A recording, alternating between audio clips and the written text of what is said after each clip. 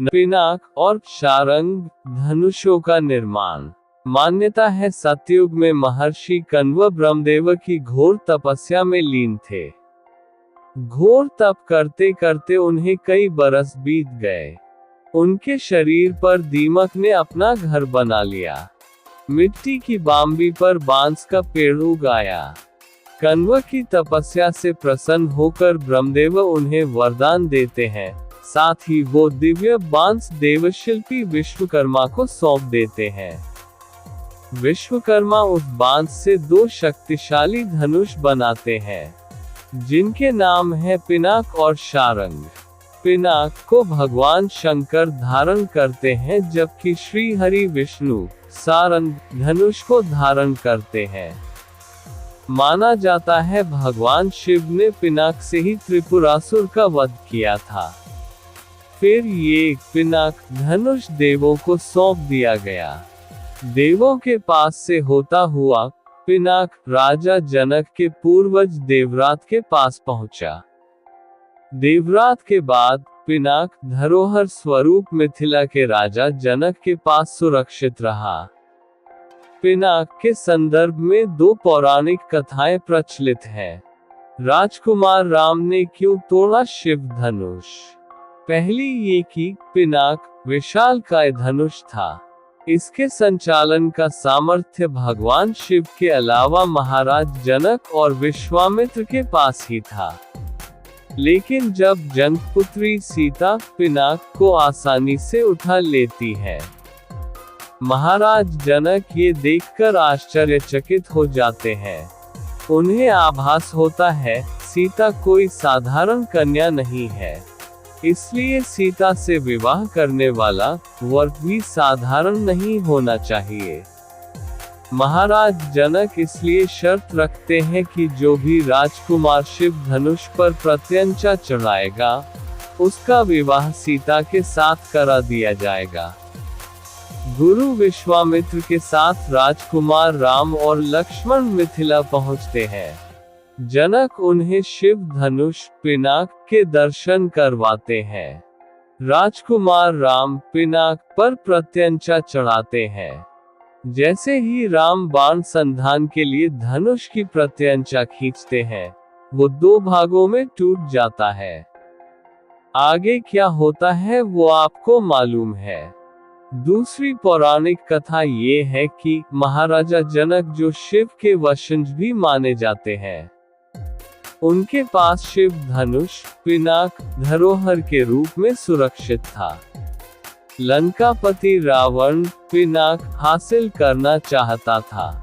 रावण के पास ऐसे कई दिव्यास्त्र थे जिनके संधान के लिए पिनाक जैसे किसी दिव्य धनुष की जरूरत थी। जनक जानते थे यदि पिनाक रावण के हाथ लगा तो सृष्टि का विनाश संभव है। इसलिए उन्हें लगा कि पिनाक का नष्ट हो जाना ही संसार के हित में है।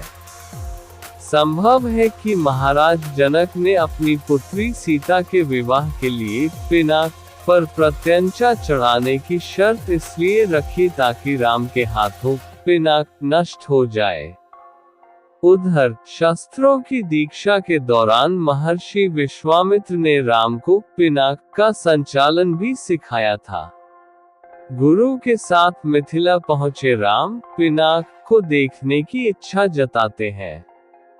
पल भर में राम उस शिव धनुष पर प्रत्यंचा चढ़ा देते हैं। लेकिन जैसे ही राम उस धनुष पर बाण संधान की कोशिश करते हैं, पिनाक 2 हिस्सों में टूट जाता है। राम को शारंग धनुष मिलने की कथा। शिव धनुष पिनाक टूटने का आभास महेंद्रगिरी पर्वत पर रहने वाले परशुराम को होता है। अपने आराध्य का धनुष टूटने से वो बेहद कुपित होते हैं। क्रोध में तमतमाए परशुराम जनकपुरी पहुंचते हैं और महाराजा जनक से पूछते हैं, शिव धनुष तोड़ने का दुस्साहस किसने किया? जनक और लक्ष्मण के समझाने से परशुराम शांत होते हैं। साथ ही जब उन्हें आभास होता है कि शिव धनुष तोड़ने वाले राम कोई साधारण मानव नहीं बल्कि साक्षात भगवान विष्णु के अवतार हैं, परशुराम अपने व्यवहार पर क्षमा मांगते हैं। साथ ही राजकुमार राम को अपना शार्ंग धनुष भेंट करते हैं। सारंग धनुष देते हुए परशुराम राम से कहते हैं, राम इस धनुष से किसी दिव्यास्त्र का संधान करो।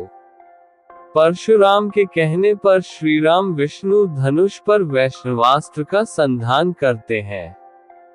ये दिव्यास्त्र वो पूर्व दिशा में छोड़ देते हैं, जिससे कि परशुराम के द्वारा अर्जित ख्याति और उनके पाप दोनों नष्ट हो जाएं। किसका धनुष सबसे ताकतवर था?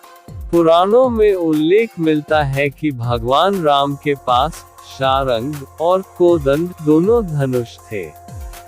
राक्षसों के वध में श्रीराम शार्ंग धनुष का इस्तेमाल करते हैं या नहीं, इसका स्पष्ट उल्लेख नहीं है। कहीं कहीं पर शार्ंग और कोदंड दोनों एक ही बताए गए हैं। बहरहाल श्रीराम का प्रिय धनुष कोदंड था, जो रावण के पौलत्स्य, मेघनाथ के पुष्पक, लक्ष्मण के गांधारी और शत्रुघ्न के विजय से बड़ा दिव्यास्त्र था। राम और लक्ष्मण के पहरे में ऋषि मुनि भयमुक्त होकर यज्ञादि करते हैं। एक बार विश्वामित्र के आश्रम में ताड़का और मारीच का हमला होता है। राम अपने दिव्यास्त्र से मायावी ताड़का का वध कर देते हैं, जबकि एक उसके बेटे मारीच को कई योजन दूर फेंक देते हैं। महर्षि विश्वामित्र राम और लक्ष्मण को सभी दिव्यास्त्रों का संचालन सिखाते हैं। साथ ही राम को ब्रह्मास्त्र, नागास्त्र, वैष्णवास्त्र, नारायणास्त्र, आग्नेयास्त्र जैसे दिव्यास्त्रों का आह्वान मंत्र भी बता देते हैं। साथ ही राम को इन दिव्यास्त्रों के संचालन के लिए दिव्य धनुष कोदंड भी देते हैं। कोदंड में इतनी सामर्थ्य होती है कि वो इन दिव्यास्त्रों का संधान कर सकता है। कोदंड धारण करने की वजह से भगवान राम कोदंड भी कहलाए। कोदंड के अलावा राम के जीवन से पिनाक और शार्ंग भी जुड़े हैं। अब इन 3 दिव्यास्त्रों से जुड़ी पौराणिक कथा क्या है, ये भी जान लेते हैं। अयोध्या के महाराजा दशरथ के 4 पुत्र थे, जिनमें ज्येष्ठ पुत्र राम दशरथ को सबसे प्रिय थे। चारों राजकुमार बड़े होने लगते हैं तो उनकी शिक्षा दीक्षा की जिम्मेदारी राजगुरु वशिष्ठ को मिलती है। महर्षि वशिष्ठ चारों राजकुमारों को शास्त्रों के साथ साथ शस्त्र ज्ञान भी देते हैं, ताकि राजकुमार बड़े होकर पिता के जैसे पराक्रमी बने। शत्रु आक्रमण से अयोध्या की रक्षा के लिए राजकुमारों को दिव्यास्त्रों का ज्ञान भी आवश्यक था। त्रेता युग में महर्षि विश्वामित्र और परशुराम शस्त्र और शास्त्रों के सबसे बड़े ज्ञाता थे। परशुराम क्षत्रियों के विरुद्ध थे, साथ ही वो क्षत्रियों को शस्त्र और शास्त्रों की दीक्षा न देने का प्रण लेते हैं। अब महर्षि विश्वामित्र ही इकलौते थे जो ये दायित्व निभा सकते थे। अयोध्या के महाराजा दशरथ के 4 पुत्र थे, जिनमें ज्येष्ठ पुत्र राम दशरथ को सबसे प्रिय थे। चारों राजकुमार बड़े होने लगते हैं तो उनकी शिक्षा दीक्षा की जिम्मेदारी राजगुरु वशिष्ठ को मिलती है। महर्षि वशिष्ठ चारों राजकुमारों को शास्त्रों के साथ साथ शस्त्र ज्ञान भी देते हैं, ताकि राजकुमार बड़े होकर पिता के जैसे पराक्रमी बने। शत्रु आक्रमण से अयोध्या की रक्षा के लिए राजकुमारों को दिव्यास्त्रों का ज्ञान भी आवश्यक था। त्रेता युग में महर्षि विश्वामित्र और परशुराम शस्त्र और शास्त्रों के सबसे बड़े ज्ञाता थे।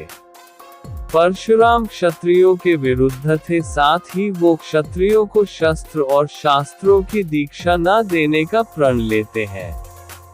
अब महर्षि विश्वामित्र ही इकलौते थे जो ये दायित्व निभा सकते थे। जब जब बात श्रीराम की होती है तो हमेशा उनकी मर्यादा पुरुषोत्तम वाली छवि सामने आ जाती है। लेकिन राजा दशरथ के ज्येष्ठ पुत्र राम पराक्रमी और शूरवीर भी थे।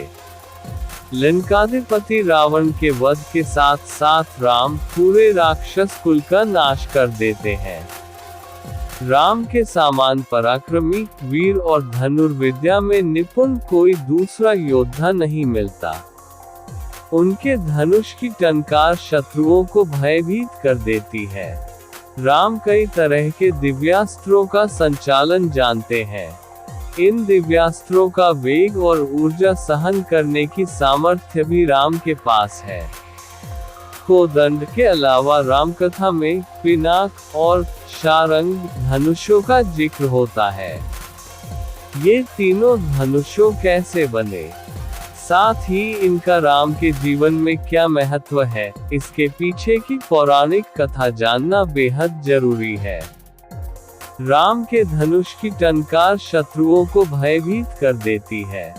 राम कई तरह के दिव्यास्त्रों का संचालन जानते हैं। इन दिव्यास्त्रों का वेग और ऊर्जा सहन करने की सामर्थ्य भी राम के पास है। कोदंड के अलावा रामकथा में पिनाक और शारंग धनुषों का जिक्र होता है।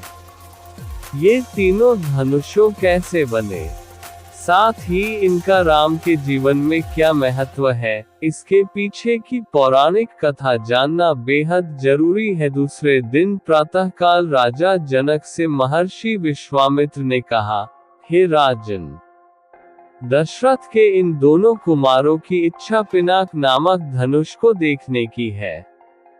अतः आप इनकी इच्छा पूर्ण करने की व्यवस्था कर कीजिए। राजा जनक के कुछ कहने से पूर्व ही राम ने कहा, हे नरश्रेष्ठ, पहले आप हमें पिनाक का वृतांत सुनाइए। हमने सुना है कि पिनाक शंकर जी का प्रिय धनुष है। शिव जी के पास से यह आपके पास कैसे आया? इस पर मिथिलापति जनक बोले, हे राम, एक बार प्रजापति दक्ष ने एक बड़ा विशाल यज्ञ किया। दक्ष जी शंकर जी के श्वासुर थे। अपने जामाता से अप्रसन्न के कारण उन्होंने उस यज्ञ में न तो शिव जी को आमंत्रित किया और न ही अपनी पुत्री सती को। पति के समझाने बुझाने की परवाह न करके सती अपने पिता के यहाँ यज्ञ में पहुँच गई। वहाँ सती का बहुत अपमान हुआ। सती ने देखा कि देवताओं के लिए यज्ञ का जो भाग निकाला गया था उसमें शिव जी का भाग था ही नहीं। इससे क्रुद्ध होकर सती ने यज्ञ कुंड में कूदकर अपने प्राण त्याग दिए। महादेव जी के गणों ने, जो सती के साथ राजा दक्ष के यहाँ आए थे, लौटकर महादेव जी को सारा वृतांत बताया। सती की मृत्यु की सूचना पाकर महादेव जी बड़े क्रुद्ध हुए। उन्होंने राजा दक्ष की यज्ञ भूमि में जाकर उस यज्ञ को नष्ट कर डाला। फिर वे अपना पिनाक नामक धनुष चढ़ाकर देवताओं को मारने के लिए अग्रसर हुए, क्योंकि देवताओं ने उस यज्ञ का भाग महादेव जी को नहीं दिया था। महादेव जी का ये रौद्र रूप देखकर सारे देवता बहुत भयभीत हुए। देवताओं ने अनुनय विनय करके महादेव जी का क्रोध शांत कराया। क्रोध शांत होने पर महादेव जी ने पिनाक को देवताओं को दे दिया और कैलाश पर्वत पर लौट गए। देवताओं ने उस धनुष को हमारे पूर्व पुरुष देवरात को दे दिया। तभी से वह धनुष हमारे यहाँ रखा है। हमारे पूर्वजों का स्मृति चिन्ह होने के कारण हम इस धनुष की देखभाल सम्मान के साथ करते आ रहे हैं। इसी बीच एक बार हमारे राज्य में अनावृष्टि के कारण सूखा पड़ गया, जिससे प्रजाजनों को भयंकर कष्ट का सामना करना पड़ा। उस कष्ट से मुक्ति पाने के लिए मैंने एक बहुत बड़ा यज्ञ किया। पुरोहितों के आदेशानुसार मैंने अपने हाथों से खेतों में हल चलाया। हल से भूमि खोदते खोदते भगवान की इच्छा से मुझे एक परम रूपवती कन्या प्राप्त हुई। उसे मैं अपने राजमहल में ले आया और उसका नाम सीता रखकर अपनी पुत्री के समान उसका लालन पालन करने लगा। जब सीता किशोरावस्था को प्राप्त हुई तो दूर दूर तक उसके सौंदर्य एवं गुणों की ख्याति फैलने लगी। देश देशांतर के राजकुमार उसके साथ विवाह करने के लिए लालायित होने लगे। मैं अद्भुत पराक्रमी योद्धा के साथ ही सीता का विवाह करना चाहता था, अतः मैंने ये प्रतिज्ञा कर ली कि शिव जी के धनुष पिनाक पर प्रत्यंचा चढ़ा देने वाला वीर राजकुमार ही सीता का पति होगा। मेरी प्रतिज्ञा की सूचना पाकर सहस्त्रों राजकुमार और राजा महाराजा समय समय पर अपने बल की परीक्षा करने के लिए यहाँ आए, किंतु पिनाक पर प्रत्यंचा चढ़ाना तो दूर, वे उससे तिल भर खिसका भी न सके। जब वे अपने उद्देश्य में इस प्रकार निराश हो गए तो वे सब मिलकर मेरे राज्य में उत्पात मचाने लगे। मेरे प्रदेश को चारों ओर से घेर लिया और निरीह प्रजाजनों को लूटकर आतंक फैलाने लगे। मैं अपनी सेना को लेकर उनके साथ निरंतर युद्ध करता रहा। वे अनेक राजा थे, उनके पास सेना भी बहुत अधिक थी, इसलिए इस संघर्ष में मेरी बहुत सी सेना नष्ट हो गई। इस पर मैंने भगवान को सहारा मानकर उनकी तपस्या की। मेरी तपस्या से प्रसन्न होकर भगवान ने मुझे देवताओं की चतुरंगिनी सेना प्रदान की। उस सेना ने आत्ताई राजाओं के साथ भयंकर युद्ध किया और सभी उपद्रवी राजकुमारों को भगाया। उनके भाग जाने के बाद मैंने सोचा कि एक विशाल यज्ञ करके इस अवसर पर ही अपनी प्रतिज्ञा पूरी करूं और सीता का विवाह कर निश्चिंत हो जाऊं। इसीलिए मैंने इस महान यज्ञ का आयोजन किया है। अब जो कोई भी महादेव जी के इस धनुष की प्रत्यंचा चढ़ा देगा, उसी वीर पुरुष के साथ मैं अपनी अनुपम गुणवती पुत्री सीता का विवाह करके निश्चिंत हो